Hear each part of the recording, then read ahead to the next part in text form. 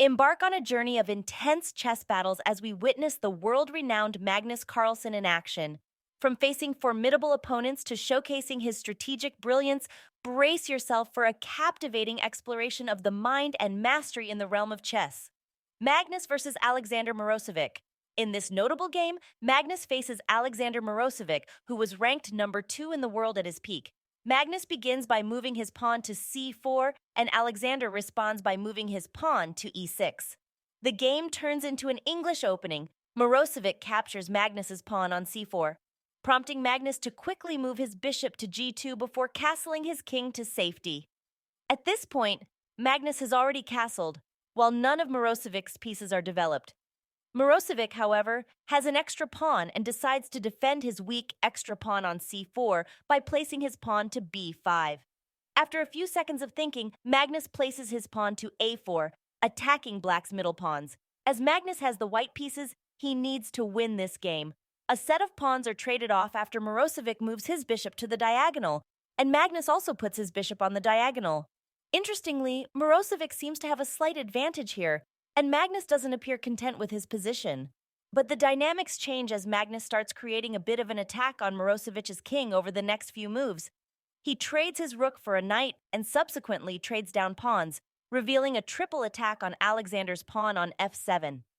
Alexander defends this by using his queen, and after a few moments of thinking, Magnus plays the move knight g4. Magnus is pairing an extremely dangerous attack, and Mirosevic must defend perfectly if he wants to win. Mirosevic moves his bishop in response, and Magnus plays knight f6, forcing a trade of all the pieces. While Magnus aims to bring his queen to infiltrate Mirosevic's position, it turns out to be too late. Mirosevic already has too much extra material and only needs to trade pieces off to secure the win. A few moves later, Mirosevic forces another trade with bishop d5, pinning Magnus's bishop to his king. After a long sequence of juggling around pieces, Mirosevic hides his king in a corner while threatening checkmate by taking the pawn on h4.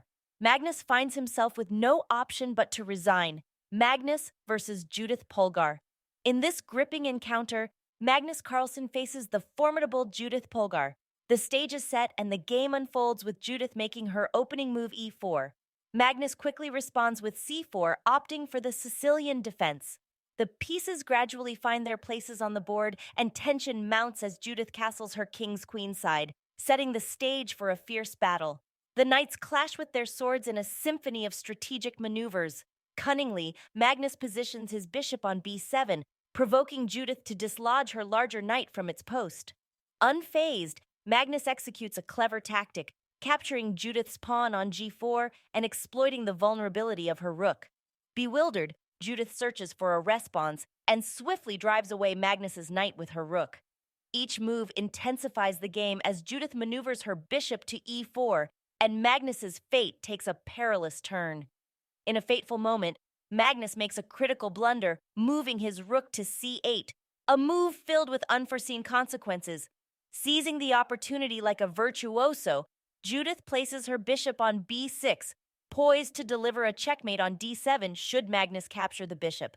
Deep in contemplation, Magnus becomes aware of the grim outcome that awaits him. After careful consideration, he reluctantly takes Judith's bishop, knowing that his chances have already dwindled.